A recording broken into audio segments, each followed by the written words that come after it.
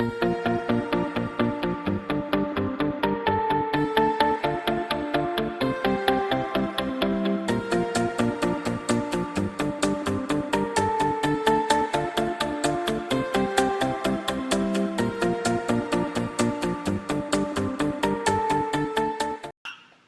always take into consideration as to how end-of-course exams affect students and their learning throughout the year. But have we ever taken the time to evaluate how testing affects teachers and their teaching strategies? In this day and age, most teachers are revolving their lessons according to what they are instructed to try and guide their students to achieve a passing score on these exams. This is why our group has come together to investigate and to try to come to a conclusion to our interpretations. During our investigation, we interviewed several students and teachers and recorded their results, opinion, and point of views on the matter. Just as we expected to find, most high school students blamed their teachers for their inability to pass certain exams. This highlights the amount of pressure teachers must learn to withstand within testing. For someone who has been involved and has been dealing with final exams, we chose Ms. Nava, an Algebra 2 teacher, in order to provide some insight on her opinions of these final exams. How much flexibility do you feel you have with your material? I do not feel that I have a lot of flexibility with my material. I feel that I'm teaching to the test sometimes, and sometimes the kids aren't necessarily learning the fun stuff of mathematics. How are these tests beneficial to the students?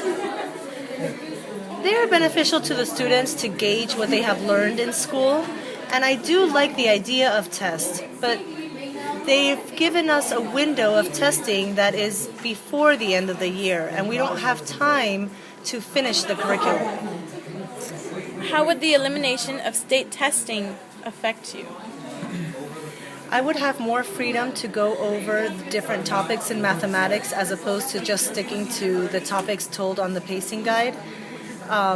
It would be better to bring back midterms and finals so that the kids can gauge what they're doing at the middle of the year and end of the year. When it comes to end-of-course exams, who should have the final say?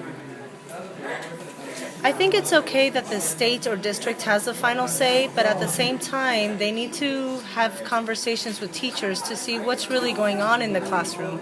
And some of the things on the pacing guide or the rate at which we follow the pacing guide is sometimes a little too quick for students to actually understand the material, and sometimes it feels like we have to skip over things.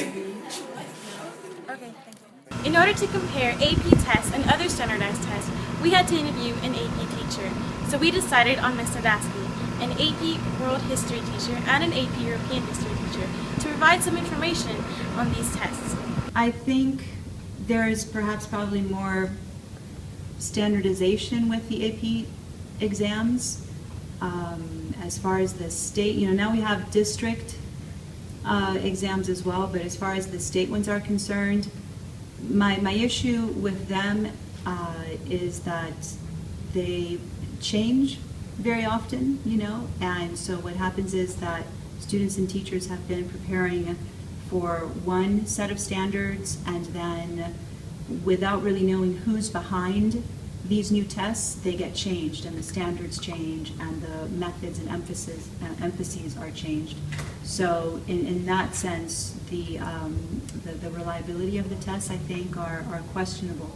And I think there is sometimes more politics involved in that, and what is tested at the state level and materials that are provided, etc. So I wouldn't say that AP tests are superior, they test, skills that are required. There has to be some sort of tool in place to assess whether students have learned a particular subject area, whether it's an AP course or not.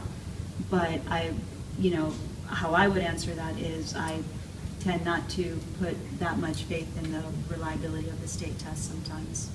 Okay. Do you believe AP tests, like other standardized tests, take time away from teaching certain material? Why or why not? Absolutely. I mean, particularly in a course like AP World, we're covering 10,000 years worth of history in a very short period of time. And so there's always that feeling of rushing. You can't take time. For example, ancient Greece and Rome. If people like to talk about the philosophies or they want to expand on the art and the culture of that time period, daily life, there's no time to do it. Number one, it's not tested on the exam, and number two, physically there isn't time to look at that material. So I think you do have to sacrifice a certain amount of material. You cannot, again, in a course like AP World and some of the other ones that cover a ridiculous amount of content, you can't stop.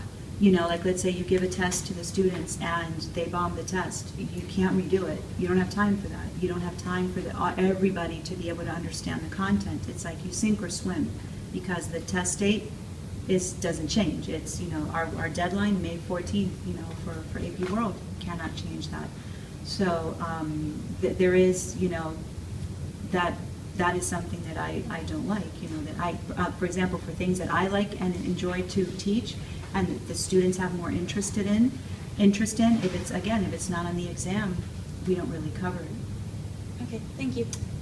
The diagram shown displays the passing rates in AP exams. In Mississippi is 3.2, Maryland 22, North Dakota 8.1, Texas 11.9, Florida 16.1, California 60.2, and Massachusetts 20.8. What diagram displays the failing rates in Arkansas, Florida, North Carolina, and Texas. Arkansas having the highest failing rate, which is 70.3%. In Florida is 43, in Texas is 53, and in North Carolina is 40.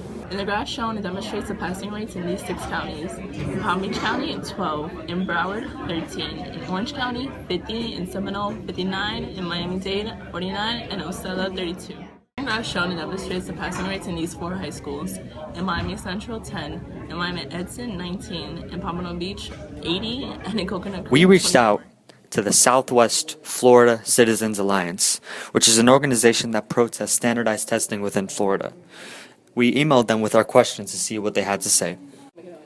The Alliance's argument against standardized testing is that Common Core's materials attempt to brainwash the kids to all think and believe the same opinions and instill them the same political outlook, and that this guarantees uniformity in thought for skill level and goals for all.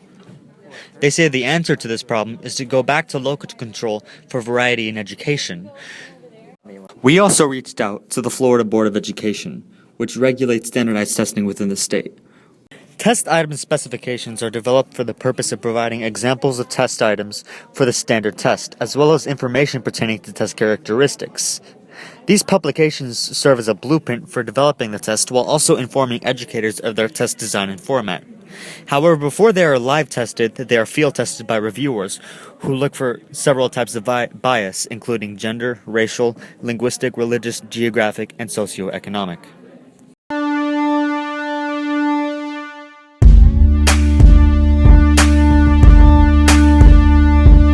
We've interviewed many professionals concerning the topic of standardized tests, yet we've still wanted to hear from one other point of view. As a parent and as a teacher, I am upset at the multitude of tests these days. I think kids should be tested as far as to measure their learning and their progress. I believe tests are not the only answer. There are other methods to monitor kids' progress. Unfortunately, teachers get a bad reputation from these standardized tests. Here's what a few students have to say on the matter. Yes, but not the math one, because it was really hard and it had things that we never learned, and I didn't learn anything from my teacher.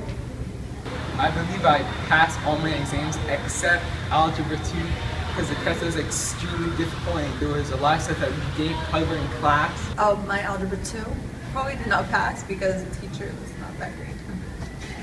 I think standardized tests, they kind of they really do test the ability. They're more aptitude rather than knowledge. In conclusion, our findings show that a majority of teachers are frustrated at the way standardized testing is being carried out. With complaints of too little time for preparation, teachers are suggesting to bring back midterms and finals exams. This is so that they can better gauge the student's success as well as ensure the student's path on being a well-rounded student.